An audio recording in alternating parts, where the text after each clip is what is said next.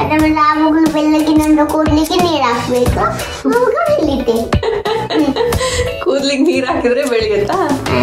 ನಾವು ಆ್ಯಕ್ಚುಲಿ ಇವಾಗ ಒಂದು 2-3 ಮಂತ್ಸಲ್ಲಿ ಟ್ರಾವೆಲ್ ಮಾಡಬೇಕು ಇಂಡಿಯಾಗೆ, ಒಂದು ವಿಸಿಟ್ ಮಾಡಬೇಕು ಹಾಲಿಡೇಸಲ್ಲಿ ಅಂತ ಅಂದ್ಕೊತಾ ಇದ್ವಿ. ಯಾಕಂದರೆ ತುಂಬ ಮದುವೆಗಳಿದೆ, ಸ್ಯಾಟರ್ಡೆ ಸಂಡೇ ಅಂತ ಸ್ನ್ಯಾಕ್ಸ್ ಮಾಡ್ತಾನೆ ಇರ್ತೀವಿ.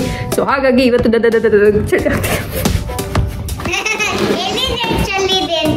ನಮ್ಮ ವಡ ರೆಡಿ ಆಯಿತು.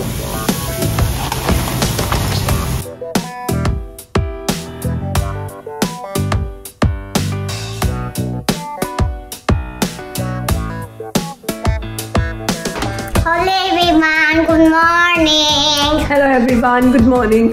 ನಮ್ಮದು ಇವತ್ತು ಸಂಡೇ ಜಸ್ಟ್ ಸ್ಟಾರ್ಟ್ ಆಗಿದೆ ಅಷ್ಟೇ. ಬ್ರೇಕ್ಫಾಸ್ಟ್ ಮುಗಿಸ್ಕೊಂಡು ಇವಾಗ ಇವನು ಕೂದಲು ಫುಲ್ ಬೆಳೆದ್ಬಿಟ್ಟಿದೆ, ಕಣ್ಣಿಗೆಲ್ಲ ಬೀಳ್ತಾ ಇದೆ. ಅದಕ್ಕೆ ಇವತ್ತು ಒಂದು ಮನೆಯಲ್ಲೇ ಒಂದು ಹೇರ್ ಕಟ್ ಮಾಡಬೇಕು ಅಂತ ಅಂದ್ಕೊಂಡು ಹೊರಟಿದ್ವಿ. ಇವಾಗ ಲಾಸ್ಟ್ ಟೈಮು ಲಾಕ್ಡೌನ್ ಆಗಿತ್ತು ಇಲ್ಲಿ, ಅವಾಗನೂ ಒಂದ್ಸರಿ ಮನೆಯಲ್ಲೇ ಹೇರ್ ಕಟ್ ಮಾಡಿದ್ವಿ. ಇದು ಇವಾಗ ಸೆಕೆಂಡ್ ಲಾಕ್ಡೌನ್ ಇಲ್ಲಿ. ಸೊ ಇವಾಗ ಎಲ್ಲ ಕ್ಲೋಸ್ ಇರೋದ್ರಿಂದ ಮನೆಯಲ್ಲೇ ಮಾಡಬೇಕು ಹೇರ್ ಕಟ್. ಸೊ ಇವಾಗ ಒಂದು ಮಾಡೋಣ ಅಂತ ಹೆಂಗಿದ್ರು ಅವನಿಗೆ ಹೊರಗಡೆ ಮಾಡಿಸ್ಕೊಳ್ಳೋದು ಇಷ್ಟ ಇಲ್ಲ, ಹಂಗೆ ಮನೆಯಲ್ಲೇ ಮಾಡೋಣ ರೇಂಜ್ ಇವತ್ತು ಹೇರ್ ಕಟ್. ಅಪ್ಪ ಮಾಡ್ತಾರಂತೆ, ಓಕೆನಾ? ಡನ್. ಅಂಡ್ ಇವಾಗ ಹೊರಗಡೆ ಕೂತ್ಕೊಳಕ್ ಆಗಲ್ಲ, ಇಲ್ಲಾಂದ್ರೆ ಲಾಸ್ಟ್ ಟೈಮ್ ನಾವು ಬಾಲ್ಕನಿಯಲ್ಲಿ ಕೂತ್ಕೊಂಡು ಮಾಡಿದ್ವಿ. ಇವಾಗ ಬಾಲ್ಕನಿಯಲ್ಲಿ ಒಂದ್ ಸೆಕೆಂಡ್ ಹೋಗಕ್ ಆಗೋದಿಲ್ಲ, ಅಷ್ಟು ಚಳಿ ಇದೆ. ಸೊ ಹಾಗಾಗಿ ಇವತ್ತು ಬಾತ್ರೂಮ್ ಅಲ್ಲಿ ಹೇರ್ ಕಟ್ ಆಗ್ತಾ ಇದೆ. ರೇಂಜ್ ಅಲ್ಲ, ರೇಂಜ್ ಕಣ್ಮುಚ್ಚಿ ಕೂತ್ಕೋ.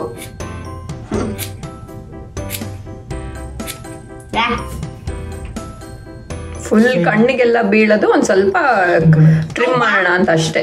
ಕಣ್ಣಿಗೆಲ್ಲ ಬೀಳ್ತಾ ಇರುತ್ತೆ, ಆಮೇಲೆ ಕಿವಿ ಹತ್ರ ಎಲ್ಲ ತುಂಬಾ ಬೆಳೆದ್ ಬಿಟ್ಟಿದೆ, ಅದನ್ನ ಒಂದ್ ಸ್ವಲ್ಪ ಟ್ರಿಮ್ ಮಾಡ್ಬಿಡೋಣ ಅಂತ ಅಷ್ಟೇ. ಸ್ಟ್ರೈಟ್ ನೋಡು, ಹಂಗೆ ಕತ್ತೆತ್ಕೊಂಡಿರು ಅಂತ, ಮೇಲ್ ನೋಡು ಅಂತ ಹಂಗೆ.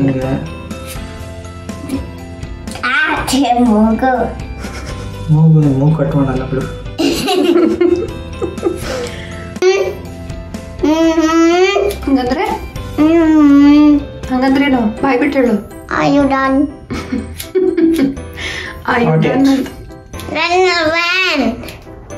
ಆಯ್ತು, ಒಂದ್ ಸ್ವಲ್ಪ ಇರು, ಒಂದ್ ಸ್ವಲ್ಪನಾದ್ರೂ ಕಣ್ ಮೇಲೆ ಬೀಳ್ತಿದ್ದೆಲ್ಲ ಕ್ಲೀನ್ ಆಗಿ ಹೋಗ್ಲಿ. ಆಮೇಲೆ ಫುಲ್ ಸೆಕೆ ಆಗುತ್ತಲ್ಲ ನಿಂಗೆ ಮನೆ ಒಳಗಡೆ. ಕಣ್ಣೊಳಗೆ ಫುಲ್ ತೆಗ್ದಿಲ್ಲ, ಒಂದ್ ಸ್ವಲ್ಪ ಅಷ್ಟೇ. ಆಮೇಲೆ ಆವಾಗಲೂ ಬೆಳ್ಳಗಿನಿಂದ ಕೂದಲಿಗೆ ನೀರು ಹಾಕ್ಬೇಕು, ಆವಾಗ ಬೆಳೀತೆ. ಕೂದ್ಲಿಗೆ ನೀರ್ ಹಾಕಿದ್ರೆ ಬೆಳೆಯುತ್ತಾ? ಏನದ್ ನಿಂದು ಗಿಡನ ನೀರ್ ಹಾಕಿ ಬೆಳೆಯಕ್ಕೆ? ಪ್ಲಾಂಟ್ ಎಲ್ಲ ಆದ್ರೆ ನೀರ್ ಹಾಕಿದ್ರೆ ಬೆಳೆಯುತ್ತೆ. ನೀನ್ ಕೂದ್ಲಿಗೆ ನೀರ್ ಇಲ್ಲ, ಕೂದ್ಲಾದ್ರೆ ಪಾಡಿಗೆ ಬೆಳೆಯುತ್ತೆ. ಬಟ್ ಎಣ್ಣೆ ಎಲ್ಲ ಹಾಕಿದ್ರೆ ಒಂದ್ ಸ್ವಲ್ಪ ಚೆನ್ನಾಗಿ ಬೆಳೆಯುತ್ತೆ ಅಷ್ಟೇ. ನೀರಲ್ಲ, ಎಣ್ಣೆ ಹಾಕ್ಬೇಕು. ಹೇಳು. ಹೇರ್ ಆಯಿಲ್ ಹಾಕ್ಬೇಕು, ಕುದಿಬೇಕು, ಆವಾಗ ಬೆಳೀತೆ. ಕುಡಿಯೋದಿಲ್ಲ, ತಲೆಗೆ ಹಾಕ್ಬೇಕು ಹೇಳಿದ್ದು. ಎಣ್ಣೆ ಕುಡಿಬೇಕು.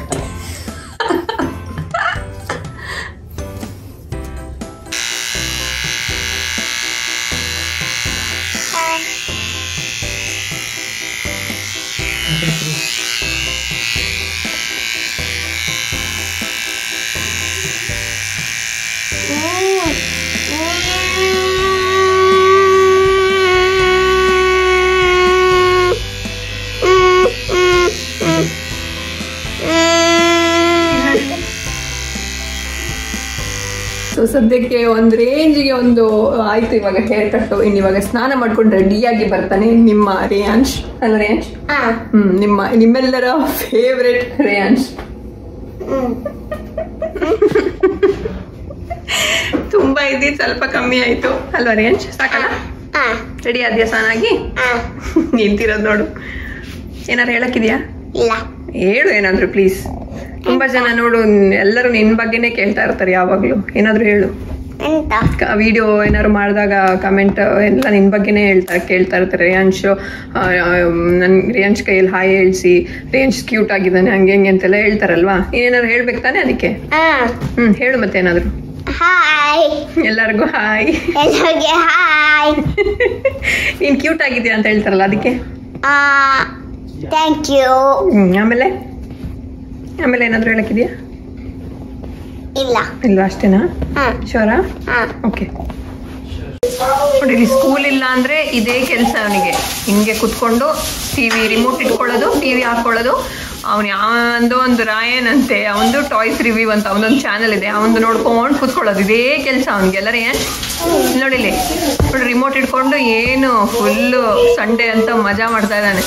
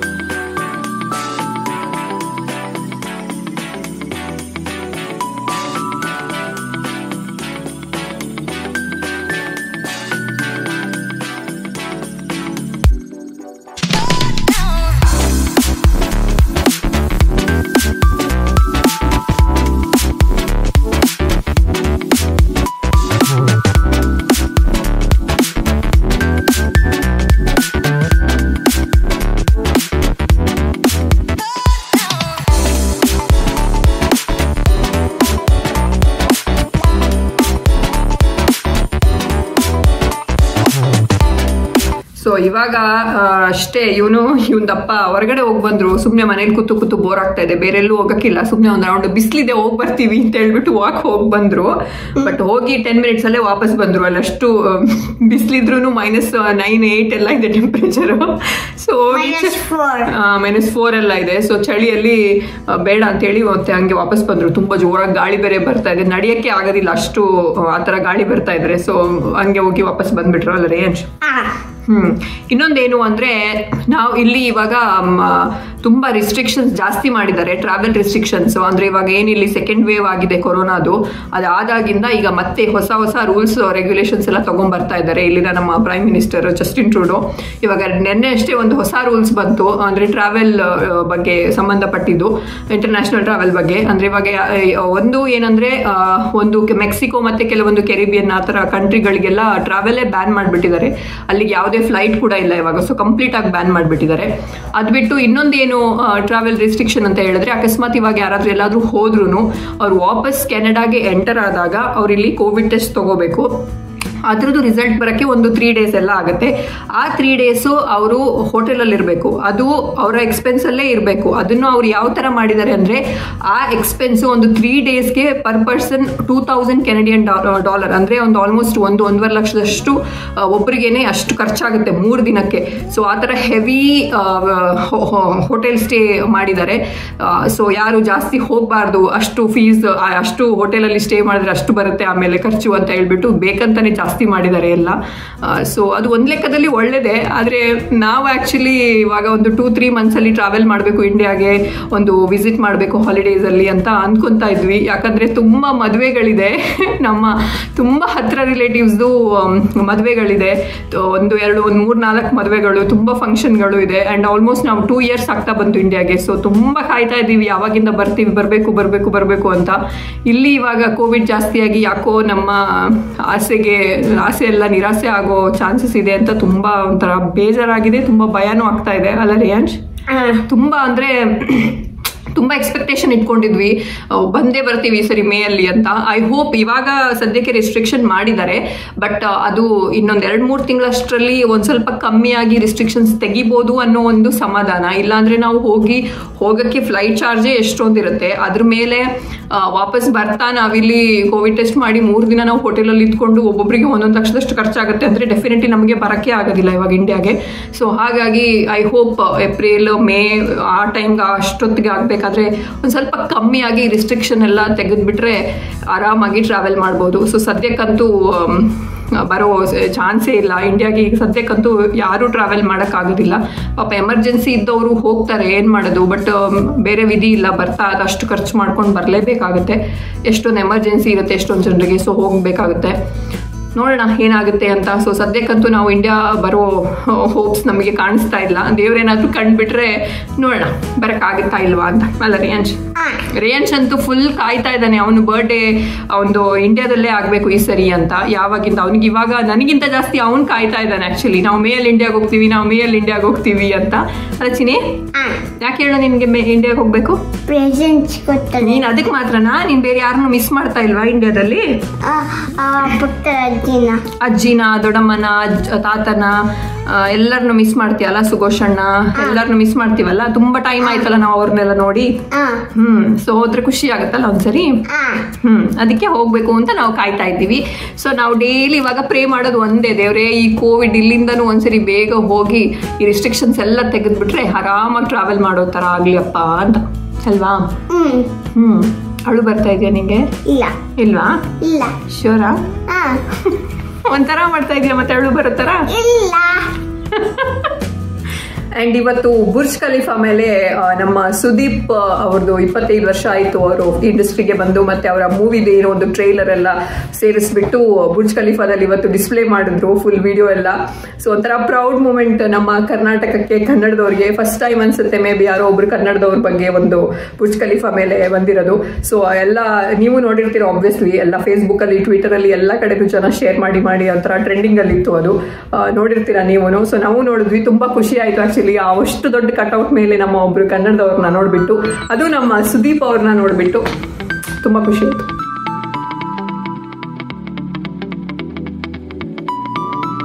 ಎಷ್ಟು ಒಳ್ಳೆ ಸನ್ಸೆಟ್ ಆಗ್ತಾ ಇದೆ. ನಮ್ಗೆ ಆಕ್ಚುಲಿ ಸನ್ಸೆಟ್ ಅಂದ್ರೆ ನೋಡೋದಂದ್ರೆ ತುಂಬಾ ಇಷ್ಟ. ಸೊ ಯಾವಾಗ್ಲೂ ಈ ತರ ಒಂದೊಂದ್ಸರಿ ತುಂಬಾ ಬಿಸಿಲಿದ್ದಾಗ ಒಳ್ಳೆ ಕಲರ್ಫುಲ್ ಸನ್ಸೆಟ್ ಆಗುತ್ತೆ. ನಾವು ತುಂಬಾ ಒಂದು 20th ಫ್ಲೋರ್ ಮೇಲ್ಗಡೆ ಇರೋದ್ರಿಂದ ತುಂಬಾ ಚೆನ್ನಾಗಿ ಕಾಣಿಸುತ್ತೆ.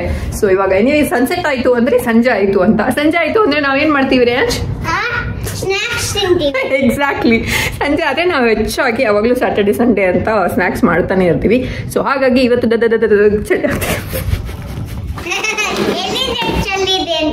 ಸೊ ಹಾಗಾಗಿ ಇವತ್ತು ಒಂದು ಸ್ನಾಕ್ಸ್ ಮಾಡೋಣ ಅಂತ ಹೊರಟಿದೀನಿ. ನಾವು ಏನ್ ಮಾಡ್ತೀನಿ ಅಂದ್ರೆ ಇವತ್ತು ಅದು ಸರಿ ಆಯ್ತು ಮಾಡಿ, ಬಿಸ್ಕುಟ್ ರೊಟ್ಟಿ ಇಲ್ಲ ಇವತ್ತು ಸಾಬುದಾನ ವಡ ಮಾಡೋಣ ಅಂತ ಅನ್ಕೊಂಡಿದೀವಿ. ಸಾಬುದಾನ ಕನ್ನಡದಲ್ಲೂ ಸಾಬುದಾನ ಅಂತಾನೆ ಹೇಳೋದಲ್ಲ ಅದಕ್ಕೆ, ಹೌದು ಸಾಬುದಾನ ಬರುತ್ತಲ್ಲ ವೈಟ್ ಕಲರ್ದು, ಅದ್ರದ್ದು ವಡ ಮಾಡೋಣ ಅಂತ ಅನ್ಕೊಂಡಿದ್ವಿ. ಅದನ್ನ ನಿಮ್ ಜೊತೆ ಶೇರ್ ಮಾಡ್ತೀನಿ ನಾನು ಹೆಂಗ್ ಮಾಡ್ತೀನಿ ಅಂತ. Let's go and do sabudana vada. So actually ಸಾಬುದಾನಾಗೆ ಸಬ್ಬಕ್ಕಿ ಅಂತ ಏನೋ ಹೇಳ್ತಾರೆ, ನನಗೆ ಅಷ್ಟು ಗೊತ್ತಿಲ್ಲ ಕನ್ನಡದಲ್ಲಿ ಏನು ಹೇಳ್ತಾರೆ ಅಂತ. ಸೊ ನನಗೆ ಕಮೆಂಟ್ ಸೆಕ್ಷನ್ ಅಲ್ಲಿ ಹೇಳಿ ಸಾಬುದಾನ ಕನ್ನಡದಲ್ಲಿ ಏನು ಹೇಳ್ತಾರೆ ಅಂತ. ಇದು ತುಂಬಾ ಈಸಿಯಾಗಿ ಮಾಡ್ಕೋಬಹುದು ವಡ. ಇದೇನಂದ್ರೆ ಇವಾಗ ಸಾಬುದಾನ ಬೆಳಗ್ಗೆನೆ ಇದನ್ನ ಚೆನ್ನಾಗಿ ತೊಳೆದ್ಬಿಟ್ಟು ನೆನ್ಸಿಟ್ಬಿಟ್ಟಿದ್ದೆ ಬೆಳಗ್ಗೆನೆ. ಇವಾಗ ಸಂಜೆ ಮಾಡೋದಂದ್ರೆ ಬೆಳಗ್ಗೆನೆ ನೆನ್ಸಿಟ್ಬಿಟ್ಟಿದ್ದೆ. ಸೊ ಇವಾಗ ಅದು ಚೆನ್ನಾಗಿ ನೆಂದ್ಬಿಟ್ಟು ಇವಾಗ ಕೈಯಲ್ಲಿನೇ ಹಿಂಗೆ ಇವಾಗ ಪ್ರೆಸ್ ಮಾಡಿದ್ರೆ ತುಂಬಾ ಚೆನ್ನಾಗಿ ಈ ತರ ಸ್ಮ್ಯಾಶ್ ಆಗುತ್ತೆ. ಸೊ ಈ ತರ ಅದನ್ನ ನೆನ್ಸಿಟ್ಕೊಂಡ್ಬಿಡ್ಬೇಕು. ಅದಕ್ಕೆ ಹಾಕೊಳ್ಳಕ್ಕೆ ಇವಾಗ ಇಲ್ಲಿ ಇದರಲ್ಲಿ 1 ಕಪ್ ಅಷ್ಟು ನಾನು ಸಾಬುದಾನ ತಗೊಂಡಿದ್ದು. ಇದರಲ್ಲಿ ಇವಾಗ ಒಂದು ಆಲ್ಮೋಸ್ಟ್ ಒಂದು 3/4 ಕಪ್ ಅಷ್ಟು ಇಲ್ಲಿ ಪೀನಟ್ಸ್ ತಗೊಂಡಿದ್ದೀನಿ. ಇದನ್ನ ನಾನು ಒಂದು ಸ್ವಲ್ಪ ಆಯಿಲ್ ಹಾಕ್ಬಿಟ್ಟು ರೋಸ್ಟ್ ಮಾಡಿದೆ. ವಿತೌಟ್ ಆಯಿಲ್ ಹಾಗೆ ಡ್ರೈ ರೋಸ್ಟ್ ಕೂಡ ಮಾಡ್ಬೋದು. ನಾನು ಒಂದು ಸ್ವಲ್ಪ ಆಯಿಲ್ ಹಾಕ್ಬಿಟ್ಟು ರೋಸ್ಟ್ ಮಾಡ್ತಾ ಇದ್ದೀನಿ. ಇವಾಗ ಈ ಪೀನಟ್ಸ್ ನ ಒಂದು ಮಿಕ್ಸಿ ಜಾರಲ್ಲಿ ತಗೊಂಡ್ಬಿಟ್ಟು ಮಿಕ್ಸಿ ಮಾಡ್ಕೊಂತೀನಿ. ಫುಲ್ ಪೌಡರ್ ಮಾಡಕ್ಕಿಲ್ಲ, ಜಸ್ಟ್ ಅದು ಬಾಯಿಗೆ ಸಿಗೋ ತರ ಒಂದ್ ಸ್ವಲ್ಪ ಪೀನಟ್ ರಫ್ ಆಗಿ ಅದನ್ನ ಪೌಡರ್ ಮಾಡ್ಕೊಂತೀನಿ. ಈ ತರ ಪುಡಿ ಮಾಡ್ಕೊಂಡಿದ್ದೀನಿ. ಇದರಲ್ಲಿ ಹಂಗೆ ಇದೆ, ಸ್ವಲ್ಪ ಪೀನಟ್ಸ್ ಪೀಸಸ್ ಎಲ್ಲ ದೊಡ್ಡ ಹಂಗೆ ಇದೆ, ಒಂದ್ ಸ್ವಲ್ಪ ಪೌಡರ್ ಆಗಿದೆ ಅಷ್ಟೇ. ಸೊ ಇವಾಗ ಈ ಒಂದು ಇದನ್ನ ಮಾಡ್ಕೊಂಡಿರೋ ಪೀನಟ್ ಪೌಡರ್ನ ಇದಕ್ಕೆ ಹಾಕ್ತಾ ಇದ್ದೀನಿ. ಇದು ಜೊತೆಗೆ ಸಿಕ್ಕಿದ್ರು ತುಂಬಾ ಚೆನ್ನಾಗುತ್ತೆ. ಅದ್ರ ಜೊತೆ ಹಂಗೆ ಅದರಲ್ಲಿರುವಂತ ಏನಾದ್ರು ವಾಟರ್ ಕಂಟೆಂಟ್ ಇದ್ರೆ ಅದನ್ನೆಲ್ಲ ಹೀರ್ಕೊಂಡ್ಬಿಡುತ್ತೆ. ನೆಕ್ಸ್ಟ್ ಇದಕ್ಕೆ ಒಂದು ಹೆಚ್ಕೊಂಡಿರೋ ಗ್ರೀನ್ ಚಿಲ್ಲಿ ಹಾಕ್ತಾ ಇದ್ದೀನಿ. ಆಮೇಲೆ ಒಂದು ಇಂಚಷ್ಟು ಶುಂಠಿ ಕಟ್ ಮಾಡಿ ಇಟ್ಕೊಂಡಿರೋದು ಹಾಕ್ತಿದ್ದೀನಿ. ಆಮೇಲೆ ಒಂದು ಸ್ವಲ್ಪ ಇದು ಕೊತ್ತಂಬರಿ ಸೊಪ್ಪು ಹಾಕ್ತಾ ಇದ್ದೀನಿ. ಆಮೇಲೆ ಒಂದು 1/2 ಟೀ ಸ್ಪೂನ್ ಅಷ್ಟು ಸ್ವಲ್ಪ ರೆಡ್ ಚಿಲ್ಲಿ ಪೌಡರ್ ಇದು. ಆಮೇಲೆ ರುಚಿಗೆ ತಕ್ಕಷ್ಟು ಉಪ್ಪು ಹಾಕ್ತಾ ಇದ್ದೀನಿ, ಎಷ್ಟು ಬೇಕೋ ಅಷ್ಟು ಉಪ್ಪು. ಇದನ್ನೆಲ್ಲ ಫಸ್ಟು ಒಂದ್ಸರಿ ಮಿಕ್ಸ್ ಮಾಡ್ಕೊತೀನಿ ಚೆನ್ನಾಗಿ. ಅದು ಖಾರ ಉಪ್ಪೆಲ್ಲ ಅದರಲ್ಲಿ ಚೆನ್ನಾಗಿ ಮಿಕ್ಸ್ ಆಗಬೇಕು. ಇದಕ್ಕೆ ಇವಾಗ ಬೈಂಡಿಂಗ್ಗೆ ಇಲ್ಲಿ ನಾನು 2 ಪೊಟ್ಯಾಟೊ ತಗೊಂಡಿದ್ದೀನಿ. ಅದನ್ನ ಸ್ಮ್ಯಾಶ್ ಮಾಡಿ ಹಾಕ್ತಾ ಇದ್ದೀನಿ. ಇದಿಲ್ಲ ಅಂದ್ರೆ ವಡ ಮಾಡೋಕ್ಕಾಗೋದಿಲ್ಲ ಅಲ್ವಾ. ಸೊ ಬೈಂಡಿಂಗಿಗೆ ನಮಗೆ ಪೊಟ್ಯಾಟೊ ಬೇಕು. ಜಾಸ್ತಿ ಹಾಕ್ಬೇಡಿ ಪೊಟ್ಯಾಟೊ, ಆಮೇಲೆ ಅದು ಸಾಬುದಾನ ವಡ ಹೋಗಿ ಆಲೂ ವಡ ಆಗ್ಬಿಡುತ್ತೆ. ಸೊ ನಾನು ಸದ್ಯಕ್ಕೆ ಇವಾಗ 1.5 ಅಷ್ಟು ಪೊಟ್ಯಾಟೊ ಹಾಕ್ಬಿಟ್ಟು ಫಸ್ಟ್ ಮಿಕ್ಸ್ ಮಾಡಿ ನೋಡ್ತೀನಿ. ಚೆನ್ನಾಗಿ ಅದು ವಡ ಥರ ಮಾಡೋಕ್ಕೆ ಫಾರ್ಮ್ ಆಗುತ್ತೆ ಅಂದರೆ ಅಷ್ಟೇ ಹಾಕ್ತೀನಿ, ಇಲ್ಲಾಂದರೆ ಇನ್ನೊಂದು 1/2 ಇರೋದನ್ನು ಹಾಕ್ಬಿಡ್ತೀನಿ. ಇದನ್ನ ಹಿಂಗೆ ಹಾಕ್ಬಿಟ್ಟು ಚೆನ್ನಾಗಿ ಮಿಕ್ಸ್ ಮಾಡಬೇಕು. ಸೊ ಇವಾಗ ಇದನ್ನ ಚೆನ್ನಾಗಿ ವಡ ಶೇಪ್ಗೆ ತಂದು ಆಯಿಲಲ್ಲಿ ಫ್ರೈ ಮಾಡೋಣ. ಸೊ ಕೈಯಲ್ಲಿ ಒಂದು ಸ್ವಲ್ಪ ಆಯಿಲ್ ತಗೊಂಡು ಒಂದು ನಿಂಬೆಹಣ್ಣಷ್ಟು ದೊಡ್ಡ ಇದು ತಗೊಂಡ್ಬಿಟ್ಟು ಕೈಯಲ್ಲಿ ಹಿಂಗೆ ಇಟ್ಕೊಂಡು ಒಂದು ಸ್ವಲ್ಪ ಹಿಂಗೆ ಪ್ರೆಸ್ ಮಾಡೋದು. ಒಂದು ವಡ ಶೇಪ್ಗೆ ಆರಾಮ್ಸೆ ಬಂದುಬಿಡುತ್ತೆ. ಈ ಥರ ಮಾಡಿ ಇಟ್ಕೊಂಡ್ಬಿಟ್ಟು ಆಮೇಲೆ ಫ್ರೈ ಮಾಡ್ತೀನಿ. ನೀವು ತುಂಬಾ ಜನ ಕೇಳಿದ್ರಿ, ನೀವು ಒಂದ್ಸರಿ ಫ್ರೈ ಆಗಿರೋ ಆಯಿಲ್ ಅನ್ನ ಯೂಸ್ ಆಗಿರೋ ಆಯಿಲ್ ನ ಏನ್ ಮಾಡ್ತೀರಾ ಅಂತ. ನಾವ್ ಎನಿವೇಸ್ ತುಂಬಾ ಸ್ನಾಕ್ಸ್ ಮಾಡ್ತೀವಿ, ಸೊ ಕೇಳಿದ್ರಿ ನೀವು ತುಂಬಾ ಜನ. ಸೊ ನಾನೇನ್ ಮಾಡ್ತೀನಿ ಅಂದ್ರೆ ಈ ತರ 2 ಕಂಟೈನರ್ ಇಟ್ಕೊಂತೀನಿ ಆಯಿಲ್ಗೆ. ಇದು ಫ್ರೆಶ್ ಆಯಿಲ್, ಇದು ಒಂದ್ಸರಿ ಫ್ರೈ ಆಗಿರೋ ಆಯಿಲ್. ಸೊ ಒಂದ್ಸರಿ ಫ್ರೈ ಮಾಡಿದ್ಮೇಲೆ ನಾನು ಈ ತರ ಸಪರೇಟ್ ಕಂಟೈನರ್ ಹಾಕಿ ಇಟ್ಕೊಂತೀನಿ. ಆಮೇಲೆ ಇದನ್ನ ಒಗ್ಗರಣೆ ಹಾಕ್ಬೇಕಾದ್ರೆ ಅಥವಾ ಏನಾದ್ರು ತಿಂಡಿ ಮಾಡ್ಬೇಕು ಆ ಟೈಮಲ್ಲಿ ಏನಾದ್ರು ಆಯಿಲ್ ಬೇಕು ಅಂದಾಗ ಅವಾಗ ಈ ಆಯಿಲ್ ನ ಯೂಸ್ ಮಾಡ್ತೀನಿ. ಸೊ ಈ ತರ ಸಪರೇಟ್ ಆಗಿ 2 ಕಂಟೈನರ್ ಇಟ್ಕೊಂಡಿದೀನಿ. ಒಂದು ಫ್ರೆಶ್ ಆಯಿಲ್, ಒಂದು ಯೂಸ್ಡ್ ಆಯಿಲ್, ಈ ತರ ಮಾಡ್ಕೊಂಡಿದೀನಿ.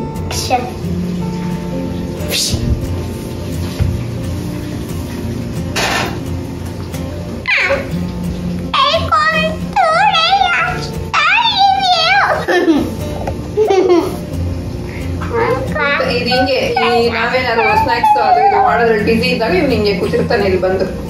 ಯಾವಾಗ ರೆಡಿ ಆಗುತ್ತೆ ಸ್ನಾಕ್ಸ್ ಅಂತಾರ ರೇಯಂಶ್?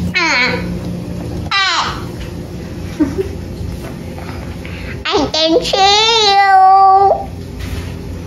I can see you. I can see you.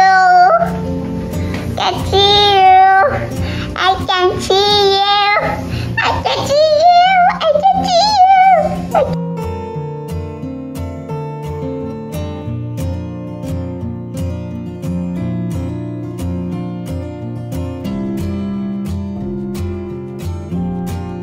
And ಇದು ನೀವು ಆಯಿಲ್ ಅಲ್ಲಿ ಫ್ರೈ ಹಾಕ್ಬಿಟ್ಟು ಸಡನ್ ಆಗಿ ಅದನ್ನ ಟರ್ನ್ ಮಾಡಕ್ ಹೋಗ್ಬಾರ್ದು. ಒಂದ್ ಸ್ವಲ್ಪ ಹೊತ್ತು ಬಿಟ್ಟು ಅದೊಂದು ಸ್ವಲ್ಪ ಹಾರ್ಡ್ ಆದ್ಮೇಲೆ ಅದನ್ನ ಟರ್ನ್ ಮಾಡ್ಬೇಕು, ಇಲ್ಲಾಂದ್ರೆ ಒಂದ್ ಸ್ವಲ್ಪ ಶೇಪ್ ಎಲ್ಲ ಔಟ್ ಆಗ್ಬಿಡುತ್ತೆ ಅದ್ರದ್ದು.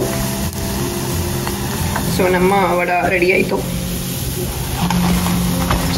ಸೊ ಇದು ಎನಿವೇಸ್ ನಮ್ಮ ಚಟ್ಟಂಬಡೆ ರೇಂಜ್ಗೆ ಬರೋದಿಲ್ಲ, ಅದು ಟೇಸ್ಟೇ ಬೇರೆ. ಇದು ಸಾಬೂದಾನ ಇಷ್ಟ ಆಗೋರಿಗೆ ಇಷ್ಟ ಆಗುತ್ತೆ. ಇದು ಸ್ವಲ್ಪ ಮೈಲ್ಡ್ ಟೇಸ್ಟ್ ಇರುತ್ತೆ, ಅಂತ ಏನು ಹೇಳ್ಕೊಳ್ಳುವಂತ ದೊಡ್ಡ ಟೇಸ್ಟ್ ಇರೋದಿಲ್ಲ, ಮೈಲ್ಡ್ ಟೇಸ್ಟ್ ಇರುತ್ತೆ.